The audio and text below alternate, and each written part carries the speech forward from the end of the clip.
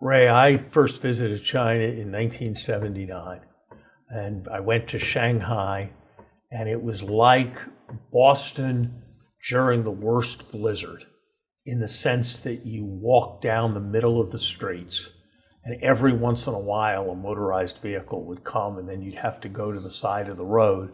But the norm was people walking right down the middle of broad avenues because there were no cars. And so what's happened in China over the last 40 years is by far the biggest story in all of economic history. It completely dwarfs the Industrial Revolution. And I think we're living in a time when we're not at the end of history. And the question of whether the ultimate organization of societies that's going to work best is one like Abraham Lincoln talked about at Gettysburg when he talked about by the people, for the people, is still an issue, because China has a very different model and they've had really very remarkable results. I think, and this is someplace where I think you and I may not have the same view, I think the combination of forces that they are now facing, the huge overhangs of real estate, the difficulty of exiting from COVID, the consequences of being a society where the average woman only wants to have one child, the difficulty of running by socialist control an economy as large as theirs.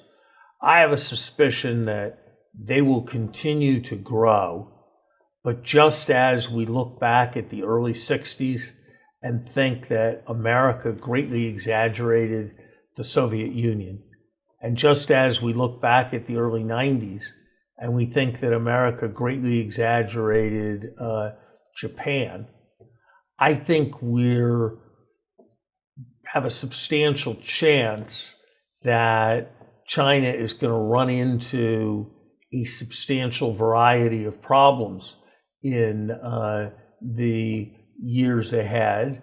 And we need to be very careful to be engaged with China in a way that is respectful of their economic scale and power, but engaged in a way where we cannot be blamed for the difficulties and problems that they may well encounter as a society. And so I worry about the degree of truculence that I hear coming out of Washington.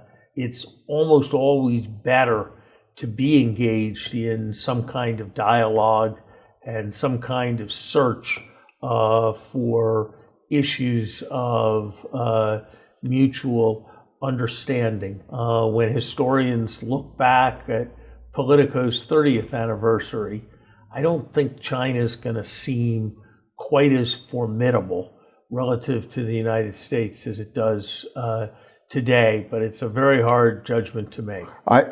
I think your last words, it's a very hard judgment to make, is the most accurate way. I've been through 5 major debt crises in the United States when we couldn't pay our bills. And I know that we know about debt restructuring and if the debt is in your currency and how you can deal with that.